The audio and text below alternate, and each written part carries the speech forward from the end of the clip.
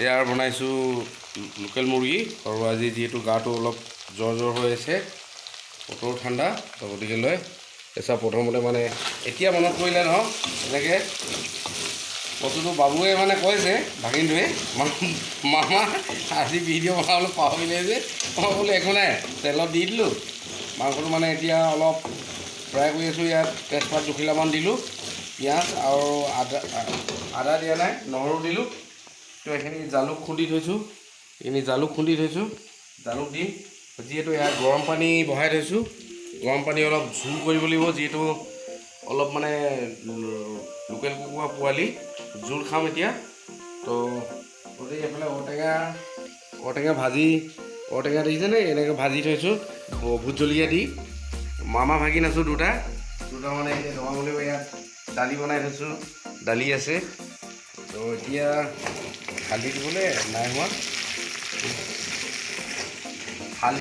এতিয়া মানে হালধি পৰিমাণটো দিবলৈ হ'ল। যিহেতু মই কোনোবাই তেলত দিয়ে হালধিটো, মই মানে কি হ'ল মাংসটো ফ্ৰাই হোৱাৰ পাছত হালধিটো দিওঁ। ইয়াত দেখিছিলে হালধিটো দিয়াৰ মানে মাংসটো আৰু এতিয়া হালধি যেতিয়া নেকি দিছোঁ, ইয়াতো মছলা বোলা বস্তুটো নাই। তো এইখিনি গৰম পানী আপোনালোকে দেখিলে নহয়, গৰম পানী কৰি দিছোঁ। এইটো জালুকখিনি এতিয়া ইয়াত অলৰেডি দি দিয়া হ'ল। তো জালুকৰ লগত মানে পূৰা যিটো হ'ব, আৰু ইয়াত বেলেগ মানে কোনো মছলা জালুকৰ বাহিৰে হ'বই নোৱাৰে। জালুক দিয়াৰ পাছত মছলা বোলা বস্তুটো আৰু বেলেগ কোনো প্ৰয়োজনেই নাই। ক'লা হৈ গ'ল, সেইটো এটা সোৱাদ। মানে এইকেইডোখৰ আলু দিছোঁ, আলুকেইডোখৰ মানে পূৰা মানে গ্ৰেভি হৈ একদম মানে গ্ৰেভি হৈ যাব।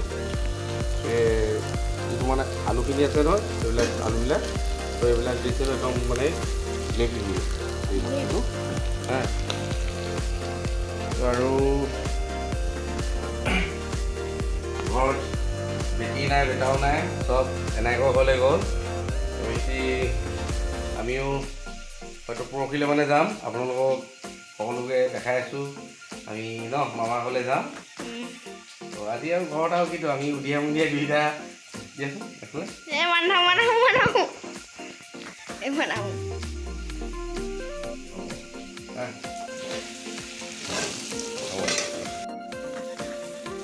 এতিয়া এইটো লাহেকৈ পানীটো অলপ মানে দিবলৈ হৈ গ'ল। গৰম পানী ইমান ভাল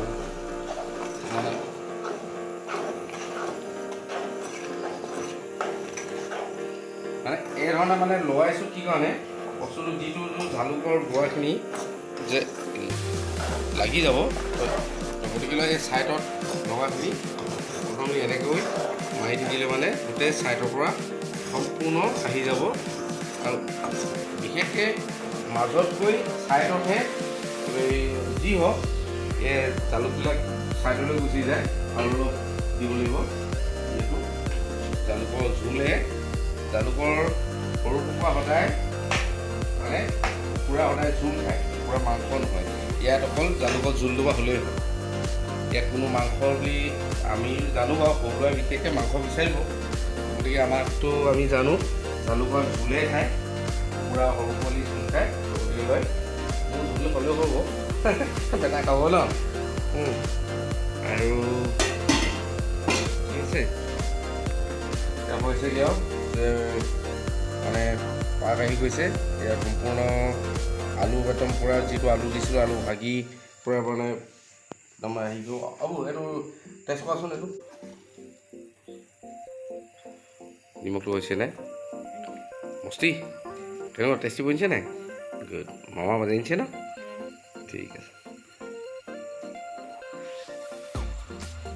এনেকৈ পূৰা পাক আহিছে, আৰু অলপ দেৰি লাগিব, যিহেতু আৰু নাই কমে 15 মিনিটমান থাকক। যিমান মানে উতলি মানে ৰসটো ওলাব, যিটো খাদ্য মানে সিমান মানে এটা সোৱাদ হ'ব। নাই হয়, এইটো পাক আহিছে, আৰু টাইম লাগিব। এনেই সিজাটো সিজি গ'ল, কিন্তু আৰু মানে আহক, আৰু 10-15 মিনিটমান হওক। যিহেতু ভাত নাই হোৱা, ভাতখিনি লৰাই দিচোন দেই। ভাতটো